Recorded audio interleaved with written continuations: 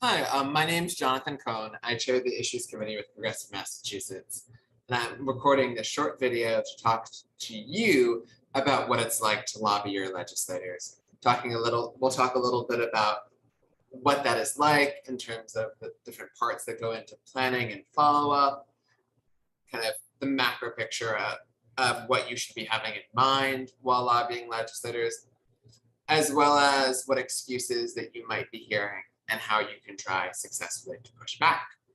So I will share my screen to get a short presentation that I put together. And what's that? Okay, wonderful. Let's talk about lobbying your legislators. That's why you're here today and you're working on important legislation. So a few key things to have in mind. One is that your legislators represent you and should hear from you. It's a simple fact, right? Every 2 years, presumably, they're up for re-election. They need your vote, or you could vote for somebody else. And their job as a legislator, whether it's as a state representative or a state senator, is to represent your interests. You pay them, you vote for them. They should hear from you, and they should want to hear from you. Also, your legislators are just human beings. So it's important to have that perspective so that you don't make them out to be something greater than they are, right? That they're not, there's no need to almost say like deify a legislator or think that they know far more than they actually do or are untouchable in power. Speak. Your legislators, to that point, your legislators aren't experts on everything. And you don't need to be either. If a lot of legislators are simply experts on nothing. Some of them, if you're lucky enough, have an expertise, but you probably know more about the issue that you care about than they do. And it's important to bring that with you. And it's also important to remember you don't need to know every single little tidbit in that meeting. You can follow up. And again, if they're constantly asking you for that follow-up information, it might just be a fundamental ideological or philosophical political disagreement rather than one over the data. Also, you are the best qualified person to talk about what matters to you. Simple fact, regardless of any of the data points that we could talk about or research, if something is affecting your day-to-day life, you are qualified to talk about it. So let's go. To that point, know your stuff, but don't feel the need to know everything. So if you're going to talk about a piece of legislation, it's good to at least note the details. Have at least an elevator pitch about the piece of legislation that you believe is best fit to solve a problem that you're experiencing in your community or around this in your city, around the state, even larger. It's also good to know whether or not your legislator is already on board. It's important to talk to them either way. As we'll talk about soon, you can help change a passive supporter into being a more active champion, but you want to know what that conversation is going to be like. Are you talking with somebody who's already indicated a certain degree of support for a piece of legislation, or you're talking to somebody who's already opposed to it, or somebody who's on the fence, or somebody who can't even be described as on the fence because they haven't even thought about it. As I noted, you don't have to be an expert on everything because your legislator isn't either. And that example, stories, and values matter as much as hard numbers. We often forget that we often think and remember and understand things in terms of stories, as well as the values of communicating emotions in politics. So having those stories about how a policy actually intersects with your day-to-day life or the day-to-day life of people that you care about helps something feel more real when you're talking about it, so that you're not just talking about the abstraction of what good policy looks like, but you're talking about what it actually means for people in your district, in your community, or yourself. And be prepared for common excuses. Legislators tend not to be that creative with the excuses that they give you. And as we'll talk a little bit later, there are some important ways that you can push back. Invite friends. There's power in numbers. This unfortunately got cut off at the end, but each person has a different strength or experience to bring to the meeting. One person is not going to be perfect at everything. We don't expect that. Each person, sometimes people are better at bringing hard data, others are communicating on stories or a more emotional lens, and some people just on the scheduling and follow-up part. As I noted before, for the importance of communicating with values, stories, and examples, not just data. Be polite, but be assertive. So you're not going into a meeting to kind of curse at your legislator or shout, "Why are you such a terrible human being, you string," but be assertive. You came in here to make an argument, so you do want to still make that argument and make sure that your voice is being heard. Keep track of time. You don't have all the time in the world probably, and neither does the person that you're lobbying. And so that's always important to keep track to see if you're able to achieve what you want to achieve in the meeting during the amount of time that you both allotted. Always have an ask. If you've gotten through a meeting and you've never asked the person you're lobbying to do something, it might be a great conversation, but it's not necessarily moving the ball forward. And have your BS detector on, as I noted a little while ago, and we'll talk about again soon. So if you're able to successfully bring a group of people together, and as I noted, there's power in numbers, there are different roles people can play in a meeting. You could have somebody play a role as a facilitator, the person who's kind of in charge of an initial greeting and bringing people up to speak, making sure that the conversation flows. We all know one of the worst things is awkward pauses in a group where everybody's just sitting there, not quite sure who's supposed to do something. And somebody who plays a role of a facilitator is that person who's like keeping it moving. Timekeeper, in the same way, helps keeps things moving, because as I noted, you don't have all the time in the world allotted. And so it's important to make sure that you're maximizing it and that you're not letting one person suddenly go on like 12 minutes on an unrelated story. Speaking of stories, having somebody be able to communicate like a tangible, kind of a real story about how a policy impacts themselves, their loved ones, people in their community, it is important. Especially if you don't have anybody, that's fine. But if you do, it becomes a more powerful meeting. Somebody who knows the data, kind of a fact checker, somebody who can both provide facts about the policy and also to fact check what somebody's saying. So if your legislator starts putting forth data that you know is wrong, that person has the resources to push back in a way that, again, assertive but polite. And somebody who's there to kind of ask a fundamental question of, are you trying to ask for co-sponsorship of a bill, a step beyond that, or something you want your meeting to end, or at some point during it, to have a concrete ask. So about making that ask, there are several different things that you could ask, right? You could ask somebody to co-sponsor a bill. That's just putting their name, saying that they support it. It's the bare minimum of what they can do to show their support for a bill. You could ask them to submit testimony on the bill. At least here in Massachusetts, every bill does get a hearing, and you could say, thank you for your support for this bill. Can you submit testimony to the committee in support of it? You can ask them to write to the committee chair under the kind of House or Senate leadership, whichever chamber they're in, to talk about why the bill is important for them and to advocate internally for it.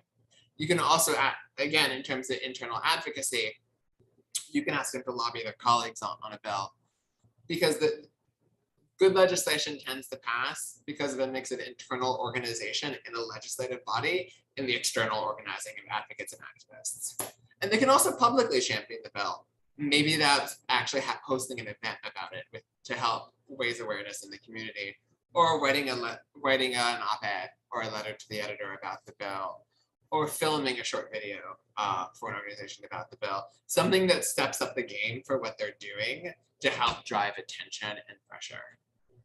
So what happens after? As the quote goes, you want to have receipts. And as the quote goes, as the photo goes, one, it's good to schedule a follow-up. Know after that meeting, how long do you want to wait till you have like a check-in again or see if the things that you asked for actually happened.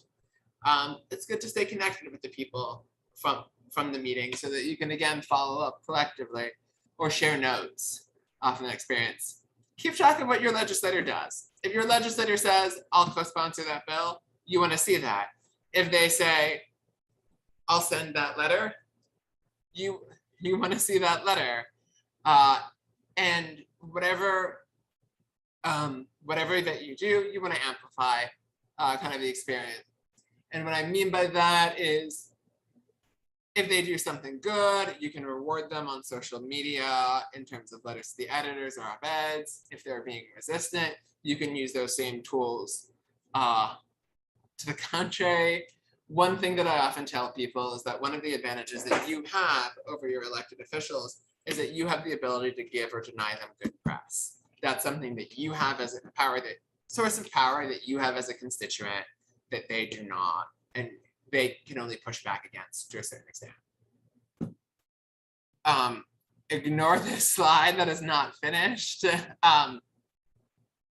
Okay, so common excuses and how to push back. We'll talk in these next few slides about some excuses that you'll often hear from legislators and think a little bit about how to respond. And again, it's a case by case about, better than I do, probably, your legislator, maybe not, but probably, and you know how to push their buttons in the best way and about what matters to them. One common excuse will be lack of knowledge. That'll be like your legislator telling you, oh, I'm not familiar with that issue. Sometimes that's actually true. And you can counteract that by actually providing them with information, whether that's, again, a story about somebody's experience who's been personally impacted by the bill, or some research about its impacts and the importance of the bill. Sometimes they're just being intentionally ignorant. That's a reality you have to deal with. But the lack of knowledge is something that you can correct if it's a good faith argument being put forward, a good faith excuse being put forward to them. So that's why it's always important to have that with you, insofar as lobbying is about the sharing of presentable, persuadable information. A lack of expertise or focus. Sometimes legislators will tell you, oh, but that's not my issue area, right? That I only focus on this, and I'll only co-sponsor bills on this. Or there are so many bills, I can't read or co-sponsor all of them. It's not that good of an excuse, ultimately, right? When you think about it, because if their job is to represent you, it's not to do so through that narrow lens of only what their expertise is, if it even is an expertise. And it's up to you to, again, assert why this bill matters to you, why it's important to you and people in the community. Because there are going to be thousands of bills, but many of them are small bore, and you're here to argue why yours rises to the top. Lack of pressure. Sometimes you'll hear legislators say, well, nobody's calling me about this. My constituents don't care about this issue. My constituents care about X, Y, and Z. First of all, if you're in a meeting to talk to them about this issue, that's proof that their constituents care about it. One thing you can do then, whether in the context of the meeting is afterwards, is get some more people to contact them, right? Because one thing that's important to realize is that most legislators aren't that used to hearing from people very often.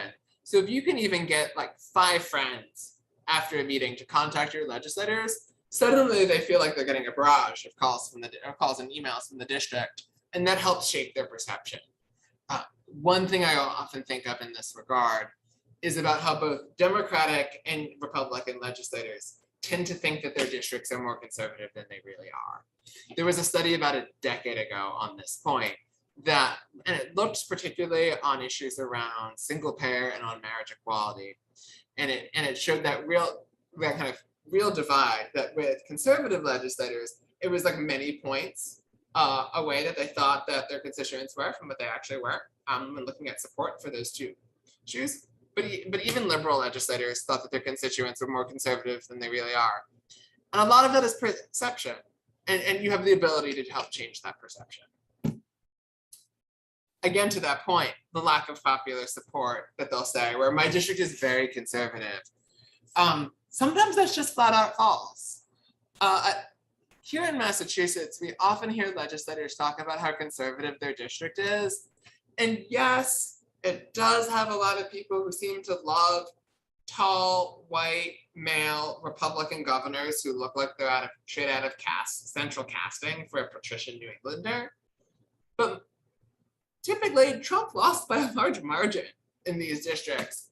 So it's not that good of an excuse. And it again comes to the point of what can you be doing both in the context of a meeting and through targeted and strategic follow-up to help change their perception of who their constituents are and what they think. Lack of will. Sometimes your legislators will say, oh, I don't sign on to things. Or, oh, I can't take a public position on this. I serve on the committee and it harms my ability to negotiate. Basically just BS, right? You actually could argue that by signing on to things, you're helping to shape the negotiations. If a legislator wants to sit on the sidelines, they're actually reducing their bargaining power rather than pushing for the greatest possible outcome if they actually want an outcome. This is the excuse that I like to call the lack of understanding politics. So this is the legislator that you'll have who tells you, oh, you don't need to bother me. Spend your time on the other legislators. You already have my support. The problem with this is that it's not just about converting people who are opponents to being supporters. It's about moving everybody along on the spectrum. So if you have a supporter, you want that supporter to become a much more active champion. If you have somebody who's on the fence, or on the sidelines, you want to try to get them to be at least a passive supporter. And if you have somebody who's an opponent, you want to try to see if you can get them to be on the sidelines and to kind of neutralize their opposition. So it's a case where everybody, no matter where they fall on the spectrum, needs to be moved at least some degree, because that's how you create the pressure to make something happen.